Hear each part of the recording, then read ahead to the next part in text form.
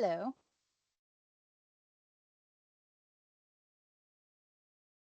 Can you hear me, Ed?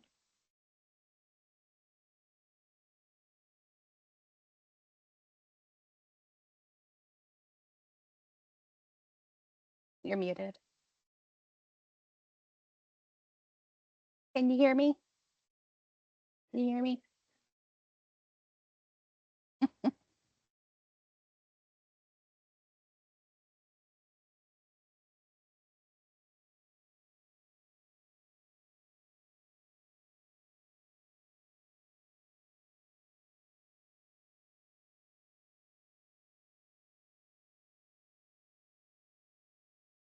Hello?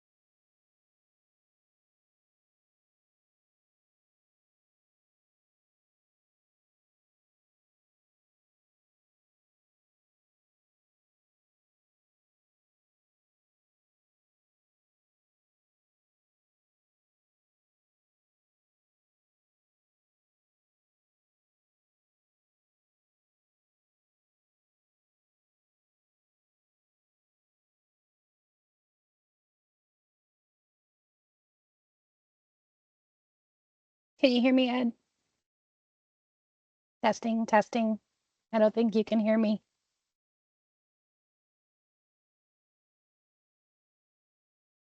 Do you see me?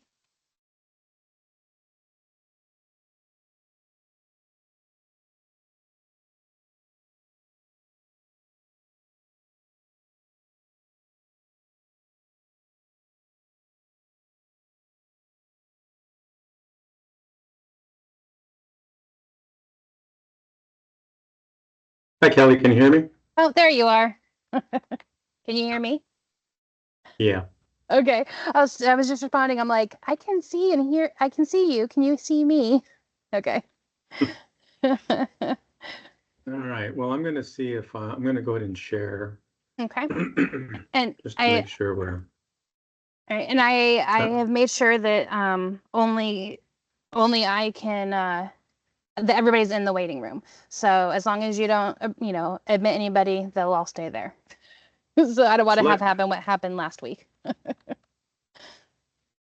right. So let me know what you see. Yep, I can see your main screen. So that's perfect. I can see what you're trying to share, not your notes. No notes, no nothing. Nope. Okay, cool. All right, perfect. So I'm really just going to welcome everybody. Do you want me to retitle this? Do you want me to retitle this? I mean, just because to match what you have. Yeah, could you do that real quick? Yeah, let's look at this. What do you want me to call it? So what do we call it? The application. Where is it?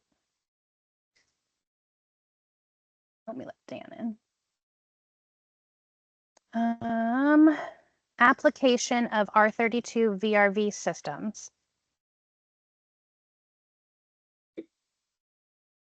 Short and sweet. Yep. Colon, a step-by-step design guide. Oh. If you want to add that part. Well, why don't we just leave it like this? Yeah, I was like, it's a little subtitle. It looks better this way. All right, perfect. Dan, can you hear us? Loud and clear. Okay, perfect. So I have everybody in the waiting room. So as long as Ed, how are you? Good. As long as you don't. I've got the feeling that having you present today is going to be really expensive. Well, we'll see what happens. As long as you, Dan or Ed, don't let anybody in from the lobby, we'll be okay. I should have the lobby working, so we don't have what happened last month with everybody in while we were still getting ready. Yeah, how do you do that? I have yet to, like, I guess, prevent that from Yeah, happening, but is it so a simple little yep, drop in this down? in the setting it was only the organizer and co-organizer could bypass the lobby. So I was the only organizer, so Okay. nobody could bypass the lobby. Yeah. All right. So then the question becomes, Well, the only thing I ask is if you could Yeah. just get like a head count, you know, Yep. so I can report back. And Yeah. Carlos invited a couple more people from the LA office, so Okay. might have Chris Dunbar and others joining us. Okay, cool. Yeah. So yeah, I will pull all that together because we give out PDHs. So I'll share that with you afterwards.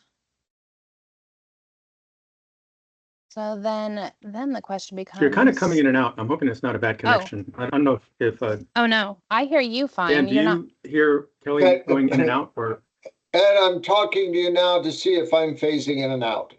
You are not. No, but Ed is now on no? my side. Ed, it may be on your end. Yeah, your video is freezing. Yeah.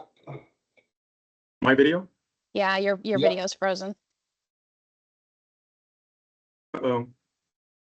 Okay, hold on a sec. Okay.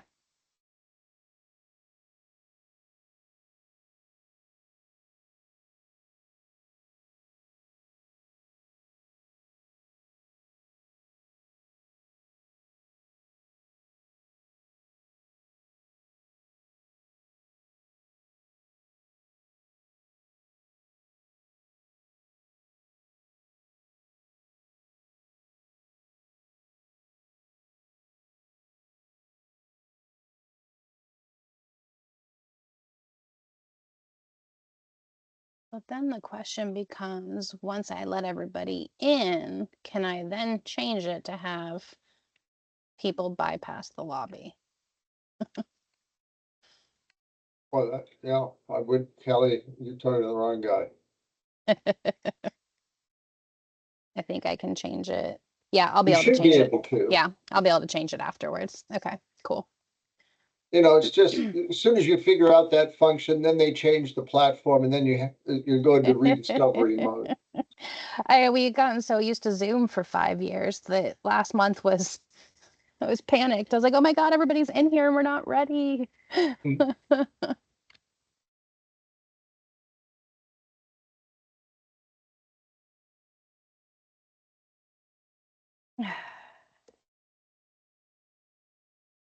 Hey, can you hear me? Yep, we can hear you. So all I can do is go to my MiFi, but it's down to 21%. I mean, we can try that out. To your what? And I don't have a charger. I just ran around the office, couldn't find a charger for it. So either I stick with what I got right now, or we roll the dice on this 21% here on my MiFi. I'm hearing you fine. Your video is just a little skippy, but I'm hearing you fine. Why don't I shut off my video? Yeah, let's try that. And Let me know if that's Good idea. that's better. yeah, see if I mean, it what I helps your can do is bandwidth. just start. I could just start with my with the video and then shut it off as Yeah. soon as I start presenting.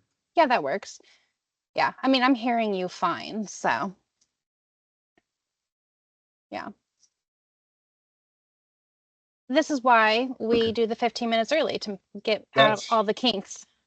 Because there's always something. Yeah. Yeah, we had a guest speaker one time true. and they joined like 2 minutes before and the connection wasn't working and it was a rough start. So I like to make sure that we don't have that happen. Yeah, Right. I don't want this to be one of the very few because I can say Yeah. I've done quite a Right. few, and Right. maybe there's only one that Yeah. I had to just do it later. Yeah. So I'll start just by, welcoming everybody. I'll introduce you real quick. I'll just keep it short and sweet. Say we're recording, put the questions in the chat for the end, if that works for you.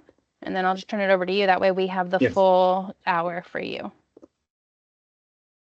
Okay. Okay. Did you Awesome. turn your video back on? By Yeah, chance? I did. I mean, It's I'll shut it off when I start. Well, the no, presentation. I don't know if Dan or Ashley can see you, but I can't. It's just a blank screen. Oh, no, Kelly, his video's coming, his video feed is coming through clear on Oh, my side. oh boy. Is it me? Okay.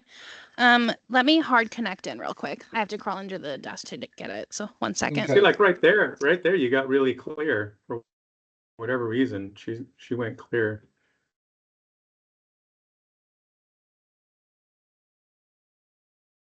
So anything new with you, Dan? Um, not really, other than we're gonna be moving in less than a month now from our house to my wife and I are downsizing. Oh, okay. So it's just chaos in the house, but good thing we still have a well-stocked bar.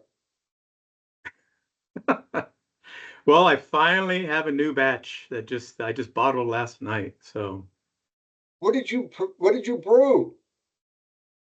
I got pretty fancy on the labels, but this is, oh man. The next time you come to Or- Phoenix, I hope you bring a couple of bottles. If Well, you want, I can give you a credit I card hope I number in have them by advance. then. Let me see. Why isn't this photo? I don't know if you can see those right there, but Not clearly yet. it's called a hard hat milk stout. So, Oh, fun. So Ashley, you're also set up in here as an organizer so if for some reason my internet decides to crap out on me, it won't close the whole thing. So just FYI. All you're right, sounding perfect right now. cool. And you look I'm- perfect. So Well, thank you. My wife tells me the same thing. so maybe it was me. My my docking station does not work with the hard connection. So I either have to plug it in manually to my laptop or just do Wi-Fi. So I've just been using Wi-Fi because I can never remember to plug it in. Oh. All right, so we have 21 in the lobby so far. So now that it's 1 minute away, we'll start seeing them rapidly trickle in.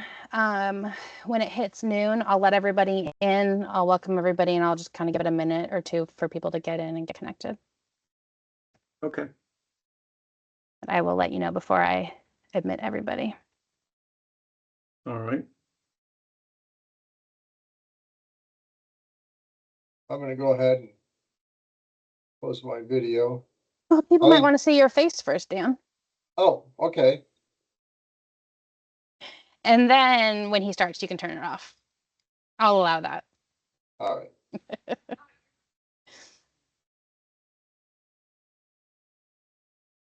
Any questions for me before I bring everybody in? No. right. No, Chris said something about Ed and me presenting today, Kelly. I'm not prepared. Chris did not know what he was talking about. Okay. Yeah. All right, good. Because it made me a little nervous, but there we go. Yeah. Yeah. Okay, I'm going to let everybody in, and you're good with just a short and sweet. This is Ed, Western Region Application Engineer with Daikin. You're good with that? Okay. All right. Yep. I'm gonna let everybody in.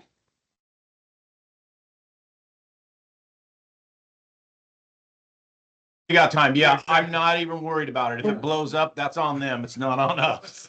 Sorry. Thanks. My webinar just started and it came across so loud. Yeah, somebody was unmuted when I let everybody in. So just make sure that you're muted when you come in. If you're unmuted, don't take offense if I mute you during if noises come out of your mouth. Good afternoon, everybody. We'll just give it 1 more minute here for everybody to get in and get connected to sound, and we'll start.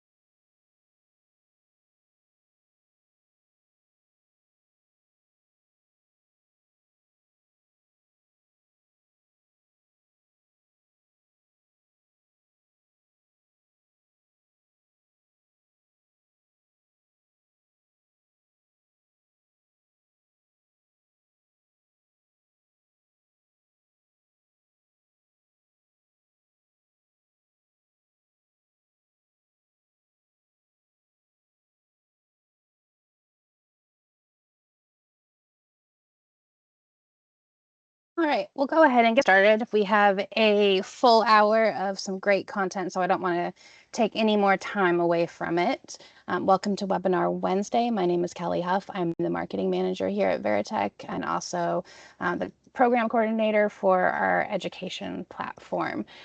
Today we have a guest presenter, Ed Mendieta. He is the Western Region Applications Engineer with Daikin.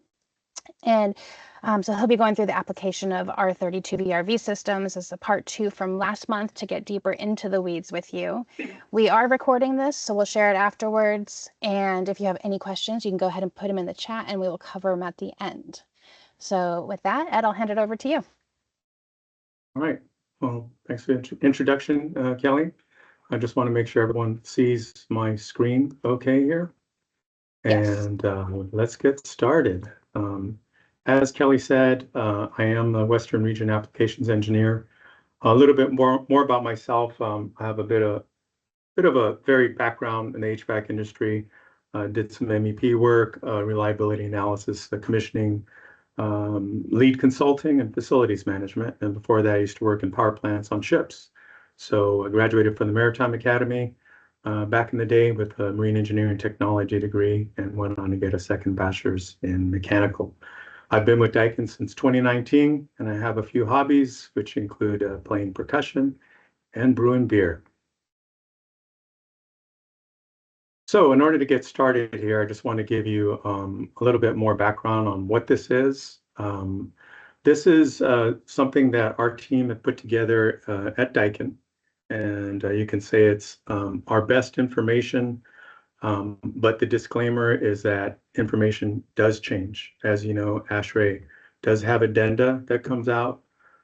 As we speak, there's different, publications or I would say just changes that are going on in local code, depending on what is, being referenced from ASHRAE. So that changes. And so that's part of the disclaimer. But what we know is what you know, and this is what we are presenting. And so what we have here is different sections from the standards from both ASHRAE and UL that will be referenced throughout this slide deck. And you'll see that if it is ASHRAE, it'll be highlighted in red. If it's UL, it'll be highlighted in blue. We'll go ahead and provide a copy of this so you don't have to scramble to write down notes because there are a lot of calculations. All right, so what we're covering, ASHRAE 15, UL 240. Just real quick, a couple things on IMC and UMC and local code as it's referenced. All right, so in order to get started here and describe it, with the current, or should I say, which will no longer be the current, but the 2019 version of ASHRAE, this is the way I'm going to describe it to get started with, because many of you more than likely have that experience. And so, as you know, ASHRAE 34 is the body that classifies refrigerants. And in this case, when we're looking at the current R410A, there is an RCL, or refrigerant concentration limit.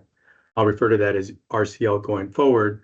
But what that is a maximum concentration of a refrigerant that can be released in a particular area. And so, as you know, R410A is A1, which is non-toxic, non-flammable, but there's still a limit due to asphyxiation at the point where that can affect an occupant. And so for that reason, there is a limit at that number. The other part of this standard, as it refers to RCL and what can be allowed into a space, is that you evaluate the smallest occupied space.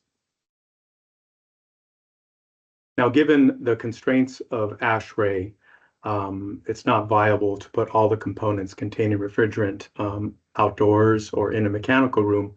So we're given a couple of options, or ASHRAE 2019 is given as a couple of options. And for those of you that have done designs, you're aware that you can either reduce the concentration level or increase the dilution volume. So you're looking at this as number. You have the numerator, which is volume, and you have the denominator, which is a volume.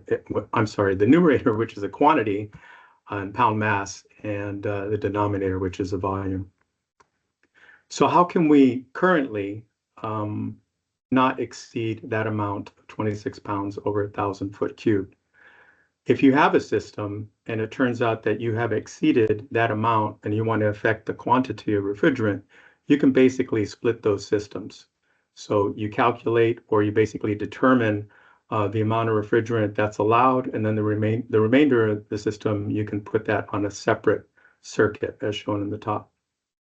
Or if it turns out that there's a particular area that's non-compliant, you can replace that with a VRV-S, which is our single phase, or you can replace that with a single zone, which is shown in the bottom, both of which will have much less refrigerant than the equivalent of the larger system. We talked about dilution, or increasing the dilution volume. Basically, what we want to do is to increase that space so that on the denominator, we have a larger value, and thus decreasing the RCL and not exceed the RCL limit. There's different ways of doing that. We have a few listed here, which include transfer grills or undercut doors. Currently, in the 2019 version, the AHJ has the final say in terms of whether or not you can use either of those methods. So let's look a little further here, and when we look at what constitutes an airtight space with 2019, and can we use ducts or undercut doors, etc. Interpretation was submitted to ASHRAE, asking whether or not if such methods can be used, and the response was no. ASHRAE, the intention of the way that it was written in 2019 is not that it is, that it is performance-based. It's not meant to be prescriptive, and that it, from their standpoint, it allows either the designer of record or AHJ to make that determination of specifying that prescriptive solution. So the reason why I'm bringing this up is because with the 2024 version of ASHRAE 15, that has changed. And it's one of the methods that we are going to show as an example of achieving compliance with ASHRAE 15. All right, so now we're going to ASHRAE 15 2024, and you can see that that RCL is much less, whereas before it was 26 pounds, now it's 4.8. And you're looking at a particular calculation, which is given for that in order to come up with the allowable RCL. And then the second one is showing that if you do have a means to detect the refrigerant leak, mitigate that, and actually place that indoor unit that has experienced that failure into full air circulation mode, then you can use a different factor, a concentration factor, which is going to be 0.5. So thereby doubling the amount of RCL, which is to our advantage. But if it turns out that the system charge is still greater than the RCL of the smallest room, what are our options? So there are, or ASHRAE does provide a ventilation option, which is one of the mitigation options. And if you have a mechanical supply and extract. However, based on our review of the quantity of ventilation that's required, we believe that that's high. And so what we have chosen is the other method that ASHRAE allows, which is a safety shutoff valve, an SSOV. And the concept here is that you have a small releasable charge downstream of that valve. So once there is a failure in that single point failure in that indoor unit, there will be a valve that will shut off. And that calculation will be based on the valve, the amount of refrigeration that passes through that valve until the time that the valve shuts, the amount of refrigerant in the pipe downstream of that valve, and the amount of refrigerant in the indoor unit. And I'll get back to that. So let's go through some of the steps with designing a system. So first of all, another thing I meant to say at the beginning of this presentation, other than just saying where we're at with this and that there's continuous changes with standards, et cetera, is that this is intended for R-32 use in a commercial Daikin system. So, I mean, this can be applied elsewhere, but if you start seeing, certain references to Daikin here, that's because that's for our systems. And so this is an example of a system. The first step is that you basically just determine the sizes of those indoor and outdoor units, the lengths of the piping. You have your branch selector boxes. In this case, we have a heat pump and a heat recovery on the same building. And you basically just lay out that system so you have a system to work with. The next step is that you have to determine what the volume of that occupied space is. So as you recall, in 2019, they just called it the volume of the room. Here for 2024, it's called an effective dispersal volume, VEFF. Now, why is that? It depends on whether or not if you have a system that will place that indoor unit into full air circulation mode. If you do have such an indoor unit, for which all of our three-phase indoor units will have, then you can take the volume of the entire room. Otherwise, if that particular indoor unit does not, then you're going to measure the VEFF at the point of the bottom of that indoor unit to the bottom of the room, and that'll be the volume. But we'll be able to take credit for the full volume of the room because, like I said, with all of our three-phase indoor units, those will have this feature that that places that indoor unit in full air circulation mode. So now let's look at the next step, which is the releasable refrigerant charge. So that's going to be the amount of refrigerant that's going to end up going into that occupied space where that single point of failure occurred. And as I said before, there are three components to that. You see in blue, it's refrigerant in the indoor unit and in the pipe from the shutoff valve to that indoor unit. And also there is a constant for the calculated charge release based on that valve closure delay. This is a value that's a constant determined by ASHRAE, and that's 0.279 pounds per shutoff valve. And then, oops, didn't mean to do that. And then down here in the bottom, you can see where this is an example of one of our BS boxes, which all come with a shutoff or a safety shutoff valve downstream of the existing electronic expansion valves for each of those ports going to the space. And so you can see that this circle with that X is that SSOV. And then this is an example of where that refrigerant sensor is going to be located in that duct or within that ducted unit. Then step 4, you want to calculate how much refrigerant is allowed in the space. This is called EDVC, or effective dispersal volume charge, of which that volume that we looked at in the previous slides is part of. So that calculation, if you take the effective volume, you multiply it times the lower flammability limit for that particular refrigerant. In this case, R-32 has an LFL of 19.1, and you divide that by 1,000. Then you have a concentration factor.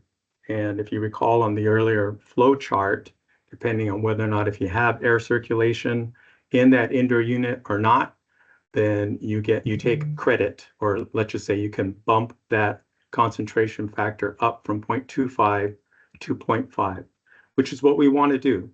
This EDVC is the amount of refrigerant that's allowed in the space. You want that to be as large as possible so that it's less restrictive in terms of what you're trying to achieve, which is in the end, you're trying to get this MREL to be less than the EDVC. MREL is the amount of refrigerant that gets released into the space. Once you have that mitigation strategy implemented, in this case, we're using the SSOB, and the EDVC is the amount of refrigerant that's allowed into the space. The last factor right here is called the occupancy adjustment factor. And so for all occupancies other than institutional, this is going to be 1.0. So for everything that I'm going to talk about right now, it's going to be 1.0, and I'll cover institutional occupancies on the last slide of the presentation, so we don't leave that out. So first of all, I just want to give you an example of what these these diagrams that I have showed you look like on our equipment. So you can see that we have a leak sensor, which is located within the cavity of the coil. This is a ducted unit, and so that shows where that's located. We have a cassette, and you can see that that's located within this coil cavity, such that if that failure were to occur in that coil, then that sensor will see that particular event occur. So, and this is probably a good time to talk about the sequence of operation, because the sequence of operation is going to be managed by our control system. It's called the D4 protocol, which has the bandwidth and is capable of performing this particular sequence. And what's going to happen is that upon detection of a leak, you're going to have the fan operation for that fan go into full circulation mode for that indoor unit. You're going to close the safety shutoff valve. You're going to disable the compressor. You're going to have a signal output to external devices. And I'm going to show you the next slide, which is basically a feature that we have. If it turns out that you do want to, use mechanical ventilation or an alarm, etc. And then on that particular control T-stat, you're going to have an A019 error code. And all the other indoor units, if there's multiple indoor units on that system, those are going to be a U9 error code. And then you're going to verify whether or not if this is a false leak or if it is a true leak. You can also, when I'm saying it's a false leak, it may be a bad sensor.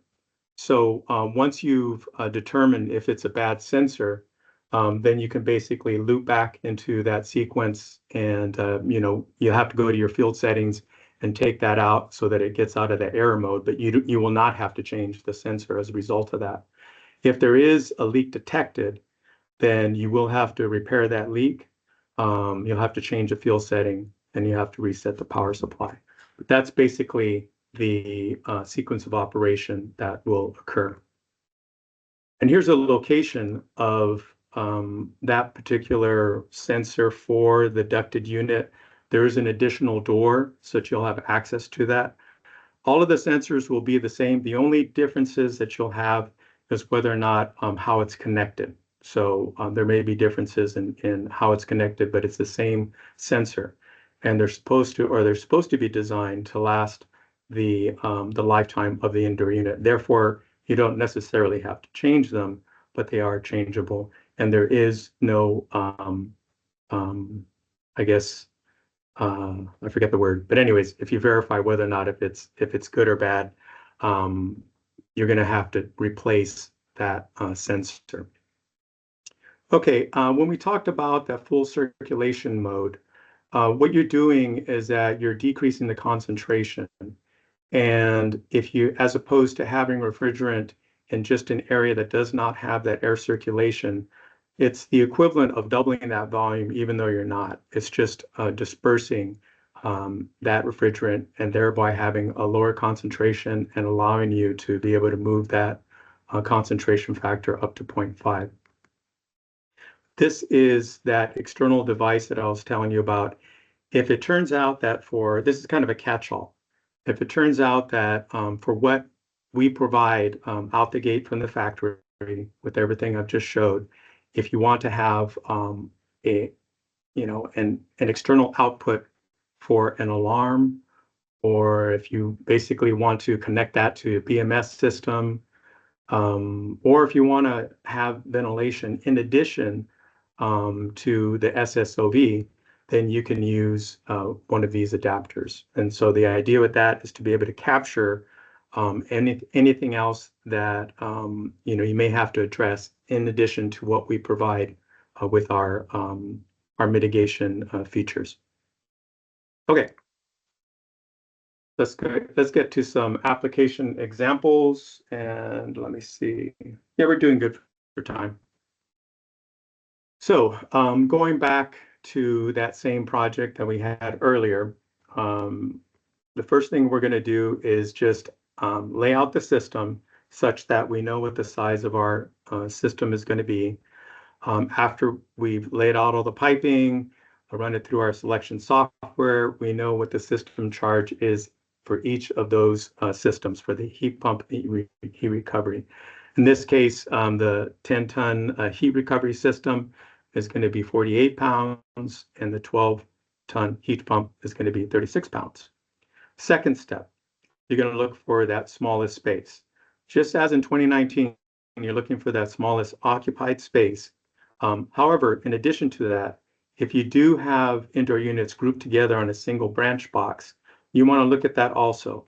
And the reason being is, let's just say both of these spaces are equivalent in terms of their volume. You also have this additional run of piping, which is going from that indoor unit to this shutoff valve. So that's why we want to look at that one also. And then lastly, we do want to look at the heat pump system. We just can't say at this time without doing a calculation whether or not if it requires a shutoff valve or a safety shutoff valve. So let's do some calculations here. On that smallest room, which was on the north part of that diagram, you see that we bring in this EDVC, and we have the effective volume for that space. Excuse me. The LFL, which is the 19.1 divided by 1,000. We take that correction factor, which is 0.5, and the non-institutional occupancy is 1.0. We come up with EDVC, or the amount of refrigerant that's allowed in that space, as being 14.43 pounds. Then on the other side, we are going to determine how much refrigerant gets released into that space upon, I guess, implementation of the SSOV mitigation approach. So when this shutoff valve, goes into its sequence of operation, it's going to shut down. There's going to be an amount of refrigerant that will have passed from before the event until after the event, which is a constant. That's 0.279. And then our selection software will determine the amount of refrigerant in the piping downstream of that shutoff valve, which is 0.866 pounds. And then the total refrigerant volume in the heat exchanger, or that indoor unit, which in this case we have an FXZA. And then we add these numbers together and we get 1.4. Just as I just said, the selection software will determine this amount, MREL, depending on where you're placing that shutoff valve. And so there's a little note here that we made that, well, what happens if we didn't have the air circulation mitigation? That EDVC would be halved, but we would still be okay. And that's just to show just what the difference would be if you didn't have that air circulation feature. But as I said, all of our equipment does have that. Now let's look at the grouped units. So if you have multiple indoor units on one safety shutoff valve, you're going to see that you only need to account for the volume of one room, not all the spaces. And so just want to make sure I point that out. If we do this calculation for the EDVC, you're going to see we come up with 16.76. The same formula as before, only that number is a little different. And the MREL is a little larger because we have that length of pipe. It's 2.62 pounds. Now that 2.62 pounds is less than the 16. So we're in compliance for this example. Now, what about that heat pump in the open plan space? First thing we do is we calculate that EDVC, and it turns out that we come up with a number of 240 pounds. Hold on a sec. However, the maximum allowable charge per ASHRAE is 174 pounds. So that's going to override the 240. And then that's the amount of refrigerant that's allowed in that space. And then we look at the amount of refrigerant that would have gone into the space if there was a failure in any of those indoor units. The assumption is that the entire contents or the entire system charge will get dumped out of that single point of failure. That's just what ASHRAE is saying. So in that case, the 36 pounds is much less than the 175. So do we require a shutoff valve? No, we do not. And then this is just some of a little bit more in terms of what our software does, because right here we had in this example an enclosed space of 3,800 foot cubed or larger would still not require an SSOV. And that's because in our software, depending on where you put that shutoff valve, it's going to generate numbers. The MREL, it's going to determine that. So if there is no shutoff valve, then it assumes the entire contents of the system, which is the 36 pounds, is going to be released through that single point of failure. However, if you put a shutoff valve at 35 feet, it determines that that MREL is 3.56. You'll see that if you place that shutoff valve just 2 feet from the indoor unit, that MREL goes down accordingly. But this information will be calculated by the software. It'll also show you the minimum room volume for safe operation, and that's where this 3,800 foot cube came from, because it says right here that the minimum room volume for safe operation is 3,778. And of course, we just rounded that up. So let's go to another example, because the one that I had showed you was, a generic problem from one of our reference guides. And so we want something that's going to basically break the bank here, at least be, the worst possible scenarios that we can come up with. So my manager, he's from England. And so he said, I can come up with a good example of something that we will probably not come across here in the States, but over there they do have micro hotel rooms, which are 112 foot squared. And so what we're going to do is that we are going to assume this second one right here, which is in reference to that example, the smallest room at the maximum distance from the safety shutoff valve on this BS box, which is 130 feet. The other case that we're going to look at here is we have a ducted unit that's serving multiple spaces here. And we're going to look at this smallest space right here on a ducted unit as a worst case example. Now, if you're following proper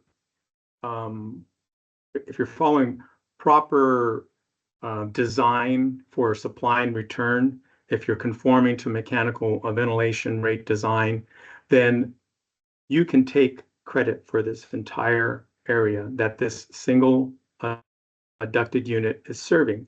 However, in this case, we're just going to say, for example, this return air was located in another room, and therefore it does not comply to that supply and return.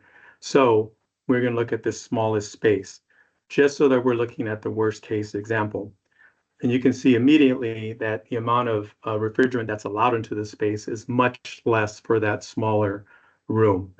That's at 8.25. If you were to take credit for all of the spaces for proper design, then that would be 78 pounds.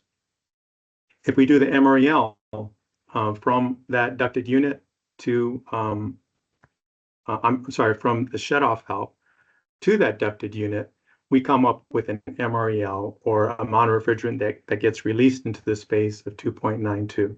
So the MREL is less than the EDVC, so we're in compliance for that worst case scenario.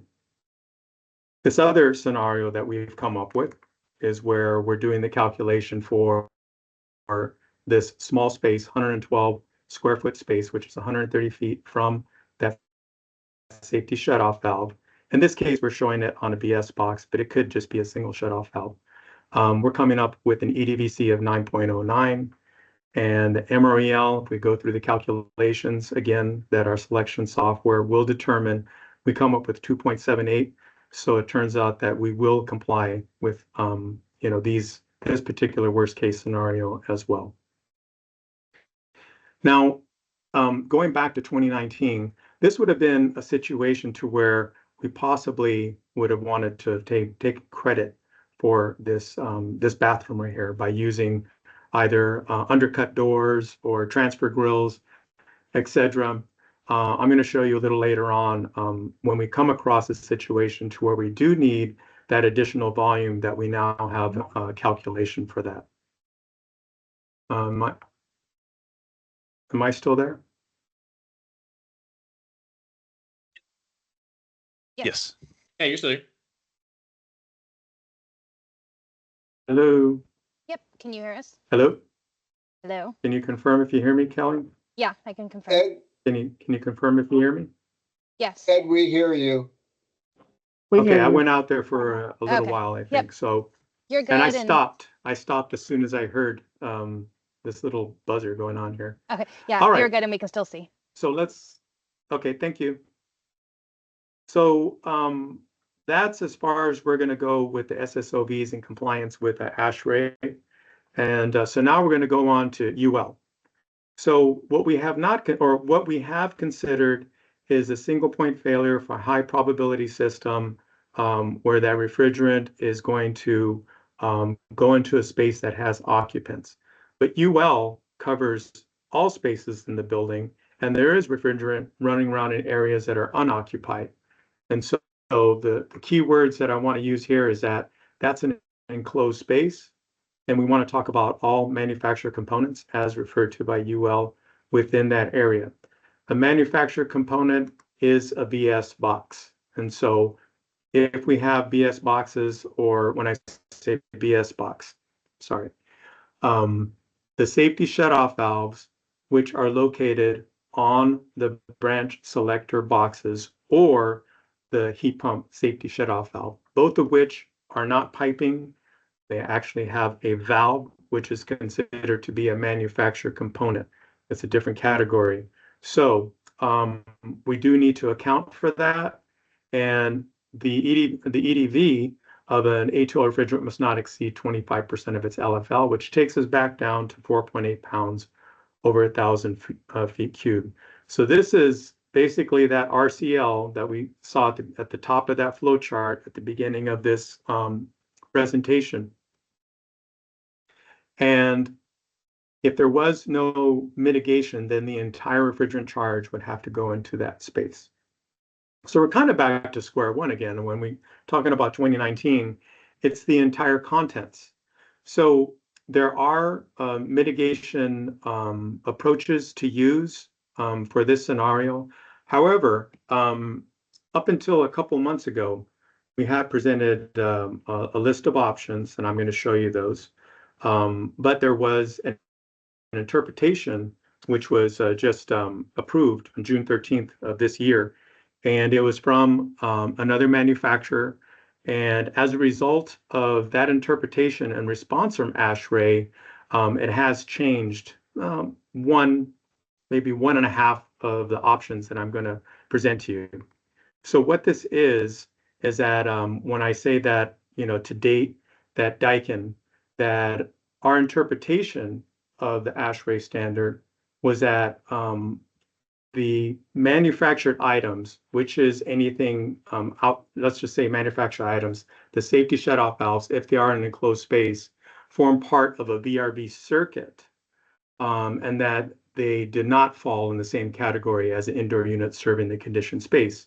And this is basically our basis for it. So you're seeing that we're looking at this particular section here, which gives an OR. It says that the EDV shall be based on occupied space or unoccupied space served by the system. So thereby, we looked at that SSOV in an enclosed space as part of a VRV circuit. However, a formal response, which just came back from this interpretation, what this manufacturer wanted to do was to say, well, you have all the piping there, but can we basically get an exemption for the shutoff valves or manufactured component within that piping.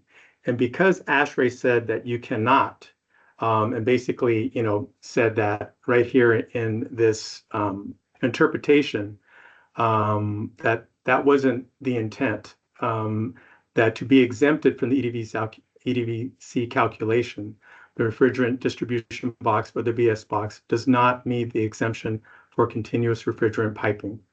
So what this does, as far as our interpretation, is that this leads us to saying that the BS boxes or the SSOVs, they must be classified the same as indoor units serving the conditioned space.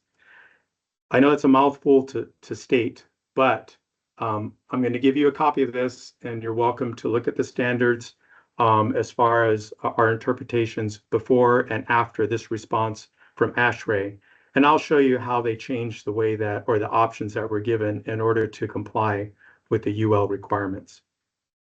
So the first one, which has not changed as a result of this interpretation, is that if you do a calculation for that volume in that enclosed space, and it turns out that you have not exceeded that 4.8 pounds over 1,000, then you're in compliance. So that's simple, but you will not have sufficient volume all the time. So what happens if you do not?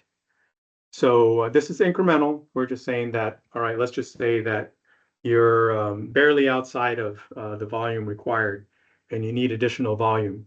Well, right here on this calculation with ASHRAE, which we are now referring to, you can come up with a ventilated opening between that enclosed space and the occupied space.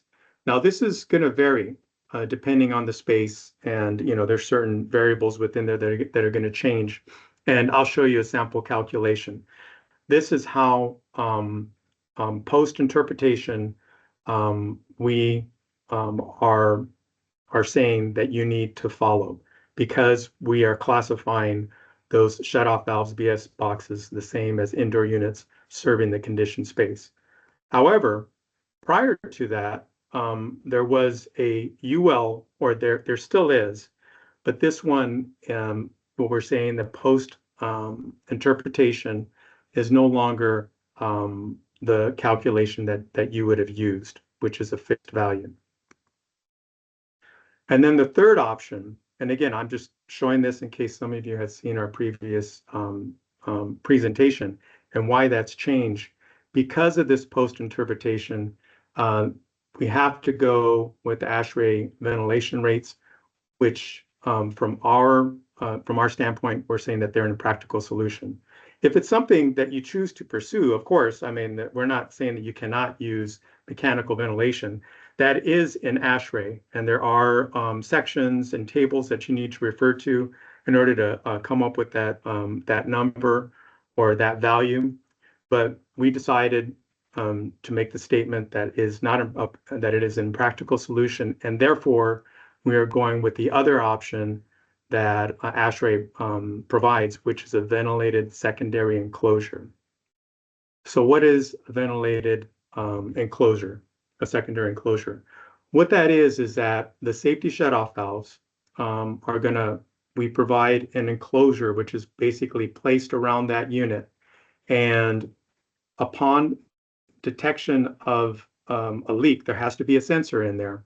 There's going to be a fan which is going to be provided and basically exhaust that refrigerant from that secondary enclosure space. Now that can go outside, as it's showing right here. There's nothing in the standard that says that this cannot be done. However, of course, this would require local codes, AHJs, to verify if this is something that can be used. But any bathroom fan is going to have a higher airflow rate, and I'm going to tell you how much in a later slide. That they should have sufficient airflow rates, provided that they're operating 24/7 to place it in that bathroom, which will exhaust that refrigerant. Or if it turns out that there are adjacent occupied spaces or enclosed spaces, which will give you enough volume with the calculation to be under 4.8 over 1,000, and that's another option that you could use. Now, going back to that airflow rate, which I had referred to earlier, this is the chapter and verse as far as, you know, where these numbers come from. This is a constant. It's 11.1 CFM is the minimum CFM that fan needs to push in order to be in compliance with using this secondary ventilated enclosure. Here's the numbers, and you can see that, you know, these three metrics are fixed values, and so this comes up with the fixed value. And there's a lot more information for you here to look at. It shows what these variables mean and where the numbers came from. You do not have to provide a fan that's exactly 11.1 CFM. It can be more than that. All right. Now back to the before and after. Again, this is more for people that have seen our previous presentations on this subject. You'll see that option 1, which is the volume of the space, of the enclosed space, has not changed, because now what we're following is ASHRAE, because, you know, we're classifying, or these BS boxes are classified the same as indoor units, and not going by UL. Before we were saying it's a fixed value that you can use UL 240. We're now saying that this defaults back to the ASHRAE calculation, which is, you know, you're given, and actually I do have an example of that I'm going to show, to where we actually calculate the size of that ventilated opening if you want to use that. And then the other one, we're saying that it's not practical. However, that option is there. We're just telling you that for our from our consensus, that we're saying that you need to follow ASHRAE as a result of that interpretation. And then the last option, there is no change. The secondary enclosure can be used for either ASHRAE or UL. All right, so let me see, where are we at? We got 15 minutes. We're going to go back to the same problem, but we are going to apply ASHRAE 15 and UL to the BS boxes. And we've laid out the system. That's the first step. And we have the respective charges. Now the difference is that how much space do we have above the ceiling in that enclosed space? So let's just say that it's to the perimeter of the building here. So we have 11,424 foot cube volume. We multiply that times the concentration divided by 1,000, and we come up with a maximum charge of 54.8. However, we see that for our heat recovery system that we do not exceed that. So no further action is required. However, if we have a smaller volume and it turns out that that enclosed space only goes to the edge of these rooms, then we take that new volume, multiply it times the 4.8 divided by 1,000, and we come up with 31 pounds. Well, the amount of refrigerant that gets released into that space is greater, so we have to have some type of mitigation approach. So what we are going to say here is that why not just use the opening, the calculation, ASHRAE calculation for a ventilation opening, so that we can utilize that space beneath and thereby not exceed that RCL. So in this case, we're just going to say that that's the case. The heat pump system, it does not have a shutoff valve, so no further actions are required. Now, going back to this calculation where we are determining the amount of opening that's required if we did want to account for or add the volume within the occupied space to the enclosed space above the drop ceiling. So in this case, you throw in all the numbers, and again, you're going to get a copy of this. This is something you think that's going to use as far as complying with UL, and this is within that range of volumes or available volumes. You're seeing that the ventilation opening of 4.81 foot is going to be required for this particular application, which could be provided by two by 2 foot grills with at least 60% free air. Now we want to go to our more stringent example, and how are we going to comply with ASHRAE 15 and UL for the BS boxes. So in this case, we are looking at this red shaded area as being our opening above the drop ceiling. And so that floor area is 1416. If we're saying that the space above it is 2 foot, then that's 2832 foot cubed in the enclosed space. However, if we chose to add connected spaces and take credit for that volume beneath the drop ceiling, then we would have a much larger volume. And if you do the respective charge that's allowed into the space for RCL, using RCL of R-32 and 4.8, you're going to see that you have 13.6 pounds, which is allowed into that space if you were not using those connected openings, and you're allowed up to 74.8. So why are we saying this? Depending on, you have to get a little bit more comfortable with doing these to say, oh yeah, this is close enough to where I want to try this out. I want to go ahead and use this, because you're going from 95.8, which the system is going to discharge, down to 74.8, as opposed to going down to 13.6. There's a possibility of, maybe, breaking out your system into 2 separate systems, but it's a much smaller difference for you to deal with. It's a bit more manageable. So what is the action required? The first one, we had said that to reduce that charge, that you can use that connected void open plan area. But of course, you're not going to achieve that without decreasing the size of your system. You'll have to split that system. The other option is only a UL only option for ventilation, which we're not showing as an option anymore. Just want to say that it was. And then the last one is to install the secondary enclosures with on-demand exhaust fan of 11 CFM. And you're going to see here that this is just a plan view. The idea is to, I had showed those 3 options previously. Either it can go into an occupied space if the calculations allow it. Possibly it can go to the bathroom, or it could just go outside. All right. So we finished with UL and ASHRAE as far as how to comply, examples of step-by-step examples, including calculations of how to get there.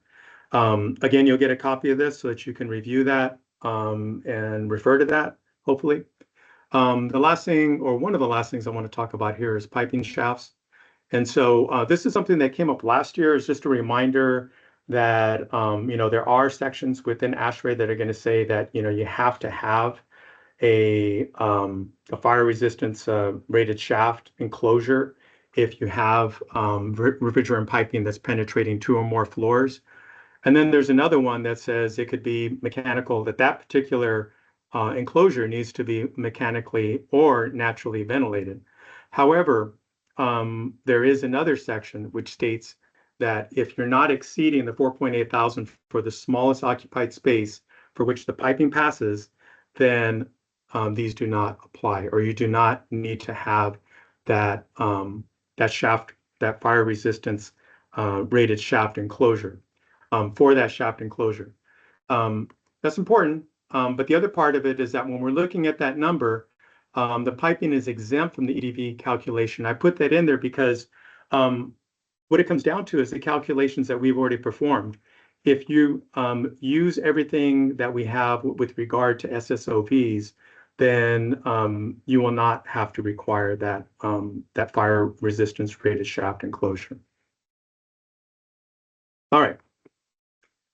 As far as addendas that have come up that are related to what I just stated, there is an addenda which just was approved and published, Addenda A. And what this is stating is that a shaft enclosure shall not be required. And so now, going back to what was said on the previous version, it turns out that that's no longer required. But what if you still wanted to put it in a shaft? Does it have to be naturally ventilated? Well, Addenda B is the one that's going to cover that, because it says right here that the shaft shall not be required to be ventilated. That one went back to subcommittee for some rewording, but we expect that to be passed also. So either way, those initial preoccupations, if you want to call it, as far as whether or not it had to be in a shaft, and if it had to be ventilated, are now going to be past tense. All right. As far as IMC and UMC, some states are UMC, some states are IMC. My understanding is that there's people from different states here.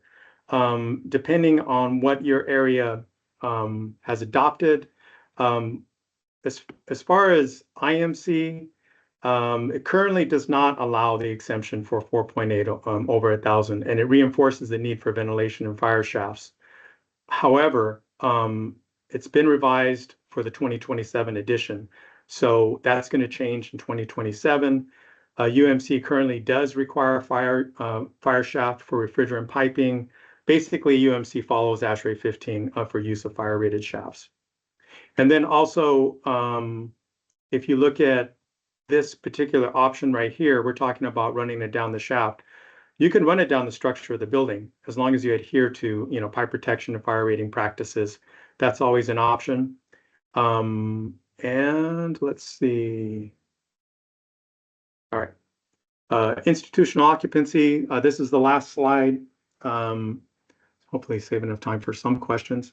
When we said that institutional occupancy was a different factor in the EDVC, that's why I'm bringing this up. You can see in blue, these are some of the changes that were made to the standard. It gets a little bit more specific as to, what that is, a portion of the premise. Institutional occupancies include, among others, hospitals, nursing homes, asylums. Basically, it's any location to where a person cannot leave that space without the assistance of others. And so, that would include jail cells or a location to where a patient or a person cannot get out without the assistance of others. So if we look at this and we say, okay, we have that adjustment factor, how does that affect the calculations that we've given you? So the EDVC is going to get cut in half because instead of 1, it's going to be 0.5. That's not good because that's less refrigerant that's allowed into the space. The other one is saying the use of release mitigation controls is not allowed. And so because of that, and that includes MREL, if we can't use MREL, then basically that does not allow VRV to be used for institutional occupation. I'm sorry, institutional occupancies. So a key part of it right here where it says portion of premise, it's in respect to that part of the building that has been classified as institutional, not necessarily the whole building. All right, well, that was a lot. Let's see. Do we have any questions? We do. So I'll read the ones in the chat first. There's also a Q&A section. So if anybody does have any more questions, go ahead and pop them in the Q&A and I'll get to that next. So the first one, will all indoor units have a CF of 0.5 or just ducted units? All of them will. Okay. Are there any requirements for spark resistance on the exhaust fans? Not that I've heard of. That's the first time I've heard of that one. So unfortunately, I can't answer that one. Okay. Alan, we can look it up and see if we can find an answer to that. All right, in the Q&A. SV box at 2 feet and 35 feet. Is that the SV box's distance from the fan coil or from the outdoor unit? From the fan coil. Does the outdoor unit mode make a difference in the MREL if the system is in heating versus cooling, the state of refrigerant, and therefore its volume and presumably its weight would change? It does not. Okay. These are quick answers. Rapid fire. SSOV question 2. SSOVs would be normally open in operation unless an event such as refrigerant leak is detected or a false alarm trip occurs. But how will Daikin's SSOVs operate in the event of non-related leak sensor scenario, such as a loss of normal power at a building where no form of backup power is available? My understanding is that the design of those will have a capacitor so that even if there weren't any power, they would still shut down, if there is a loss of power. And then part 2 of that question, will the SSOVs automatically open after a closed condition upon loss of power, or is it a manual reset? What does the end user have to do to reset valves, and how involved is it? That part, I know that I have the sequence of operation, but it just didn't get into the detail of that. So what I had was, or what I've been provided is a sequence if there was an event, but it did not include the loss of power. So if you can write that one down, I'll just have to ask and see if I can get an answer for that one. Okay, I can do that. Next question, RCL versus LFL question regarding A1 and A2L refrigerants in current ASHRAE standard 15. Let's see. Is effective dispersal volume, VEFF, calculated differently between A1 refrigerants and A2L refrigerants in standard 15? They are. I mean, there's different LFLs depending on the refrigerant that you're using. So it will provide an equation or a number for something that is A1, A2L, R454B, R32. Okay. Another one popped in, and not the EDVC, but just the volume component. Can you reword that again? Is that the question, or just part of the last question? It was a follow-up to his last question, not the EDVC, but just the volume component. I guess you have to read it over again. Jordan, do you want to just unmute and ask the question? Yeah, I didn't know I could do Okay. that. Can you hear me? Yeah, you can. Yep, we can hear That's you. easy. It'd probably be Yeah, easier than me reading it. Yeah, so in the current standard 15, you have to calculate just the volume, V effective, right? The effective dispersal volume. Does the calculation for the volume component in cubic feet change between like the group A1s and EDVC calcs versus the group A2Ls calculation? VEFF is the same. It's really just relative to, it's just the size of the room and whether or not if you're going to measure that from the full room, if that indoor unit has the air circulation feature, or from the bottom of that indoor unit if it does not. And that air circulation feature is kind of inherently built into the RDS sequence, is what you're saying then? Yeah, and it's also just a feature. Yeah, so it's built into the sequence of operation, and also it's a feature that's in all of the indoor units for the Daikin 3-phase line.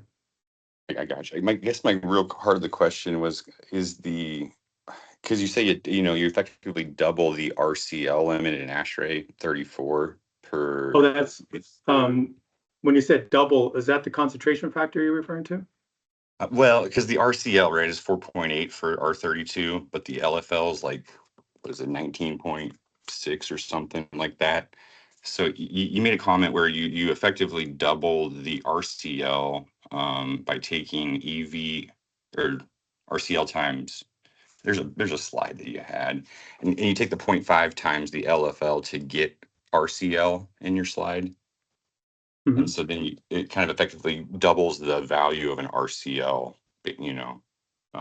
from 4.8 to like 9.5 or something like that. When you're talking about the 0.5, that affects the EDVC. The RCL is a different part of it, and that particular 19.1 is associated with R32, whereas that number is going to be different for different refrigerants that are going to feed into that EDVC equation. But I would say anything more than this, it's probably a little, I'd probably have to talk to you about this maybe afterwards, or maybe if you can come up with a question, because I know there's a lot of things we're referring to, and I don't want to give you the wrong answer. No, I guess I could summarize the question is this, is like, do you feel like we're avoiding the RCL toxicity calculation by default of ASHRAE going forward with the A2L LFL version of the calculation? And kind of really the heart of the question too is what's the greater risk, asphyxiation or flammability to human health? Yeah, again, I think I'd rather talk to you about this one-on-one after the call. It just sounds like a few things there that still aren't making sense to me. Yeah, I'd appreciate that if you could. Sure. I can hook you guys up. All right. There are no more questions in the Q&A or in the chat. So if anybody else has anything, wait a second.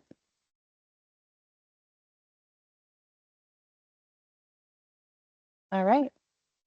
We have covered all the questions.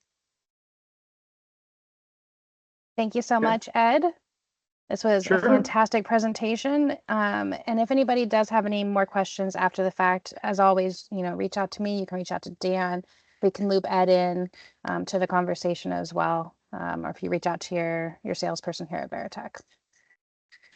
I actually have one real quick. Oh, okay, go ahead. So are there any other mitigation practices if you have a large ducted outdoor unit, say a Daikin DPSA 50-ton unit, fully ducted, serving an I2 building, and the refrigerant charge is over 175 pounds, which if I'm correct, was the maximum amount allotted into a space for I2. Is there any other mitigation things that we can do to make that unit work? And you're saying it's above 175 pounds? Yeah. You I haven't come you across basically that have yet. I'm to, just saying. yeah, anything above 175 pounds would be the same thing as like I think it goes about the third slide that I showed for 2019, to where you'd basically have to split your system. Okay. Okay. So then you would just have two large rooftop units then, rather than just the one. Yeah, I mean, that's the only option that I've heard of thus far. But you just can't exceed that 175. Okay. Understood. We can just try also to divide in different coils, because that's per system, no? Individual system coil to condenser units. Say again? We can also check if we can divide the systems, because the maximum is per system. That means the coil with the condenser. So you have two different systems, different coils that should be different amount, maximum amount. Oh, so you're saying there's two sets of coils. Each coil has its, say, own compressor. Yes. Gotcha. That's an option that we can review. Okay.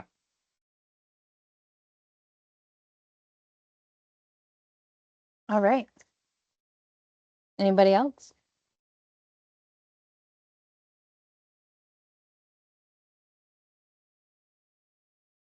Hey, Kelly, I'm just gonna shoot you an email and pick Okay. me back with Dan, and maybe you can loop Ed into that. To Perfect. follow up on. Yeah, Cool. just follow up on that same email string that we have.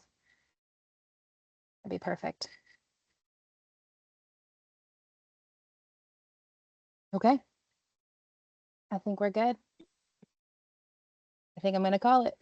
Ed, thanks so much. Wonderful presentation, Sure. very informative. Thank you. Yeah, absolutely. Thank you so much, Ed, and thank you everybody for attending. And we'll see you next month. Thank you all. All right. Thank you, guys. Thank you, guys. Thank you.